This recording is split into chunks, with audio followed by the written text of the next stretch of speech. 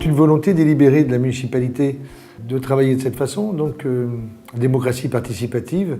Nous aimons faire évoluer nos projets avec l'ensemble de la population. Aujourd'hui, il est grand temps de réaménager les espaces pour accueillir les élèves dans de bonnes conditions, agrandir l'école, puisque nous sommes sur des projets de passer à 3800 habitants d'ici moins de 10 ans, et de la rendre actuelle. Une école de demain, pas une école du 19e, je vais en faire une école du 22e. Alors, j'extrapole, hein.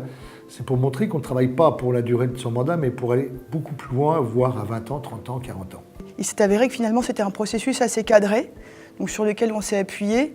Et dans un premier temps, on s'est attaché à s'adjoindre des services d'une assistance à maîtrise d'ouvrage missionnée pour justement organiser ce processus participatif, mettre en place la démarche participative en termes d'organisation et de facilitation. Parce que le paramètre qui vient se rajouter par rapport à un cursus de conception de projet conventionnel, c'est cette démarche justement d'animation, de pédagogie, de mise en synergie et d'émulation collective. Et c'est quand même un domaine assez spécifique.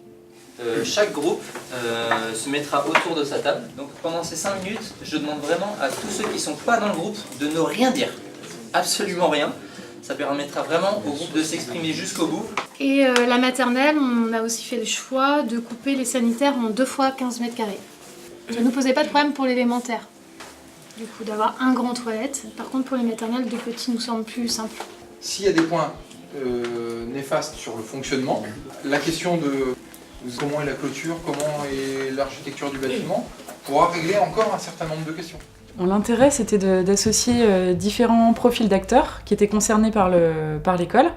Donc ça pouvait concerner aussi bien les utilisateurs du bâtiment que les politiques, que les personnes qui habitaient autour du bâtiment. Donc de prendre en compte le besoin de l'ensemble de ces gens-là. Dans les grands objectifs d'une méthode participative, il y a tout ce qui va être implication des acteurs.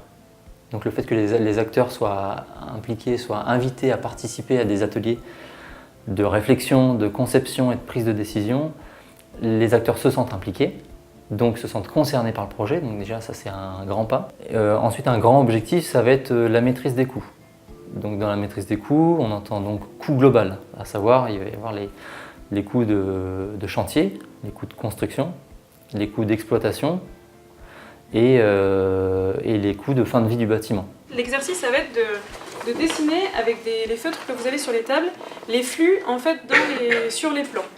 Les flux, c'est quoi? C'est les trajets que vous faites, les entrées, les sorties. Tout ça, ils sont toujours avec les ADSEM. Moi, ça m'a permis d'entendre aussi des points de vue de parents, notamment, que j'avais pas forcément, parce que je suis dans mon métier, hein, donc on a tous notre vision de la chose. Et surtout, c'était d'entendre comment les gens voient l'école en leur vision extérieure.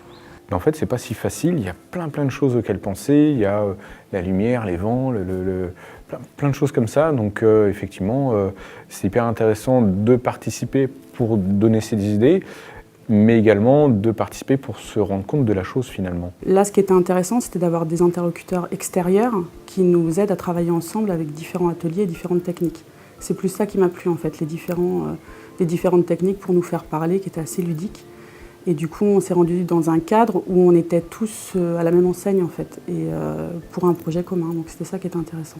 L'intérêt de les accompagner de cette façon-là, c'est vraiment de faciliter une prise de décision de leur part, puisqu'à toute étape du projet, on demande de faire des choix et de valider des choix, de trancher, puisqu'il y a un moment donné où il faut rentrer dans un budget et dans une réalité. Sur l'esprit général, en fait, le but c'était d'arriver dans les ateliers à une conjugaison de tous les besoins et non pas d'arriver à un système de vote en fait à un moment en disant bah voilà il y a un scénario A ou un scénario B et il va falloir voter entre les deux. Donc on va vous présenter 3 scénarios qui tentent de répondre à ce que vous avez soulevé pendant l'atelier numéro 3. Même type de fonctionnement dans l'organisation du site, potentiel d'extension de 2 classes à rez-de-chaussée ici. Le haut vent devient préhaut pour les élèves, ça abrite les entrées-sorties, ça met tout en sécurité. Et en termes d'impact du bâtiment, on a une proposition qui est beaucoup plus compacte.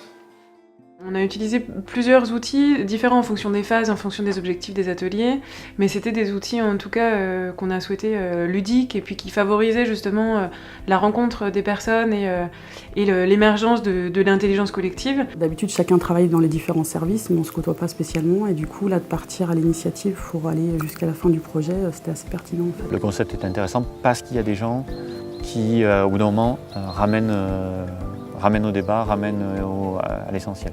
Tout ça va faire émerger un projet qui sera le projet de tout le monde, pas le projet du maire, pas le projet de l'archi, ce sera notre projet commun. Et c'est ça qui est intéressant.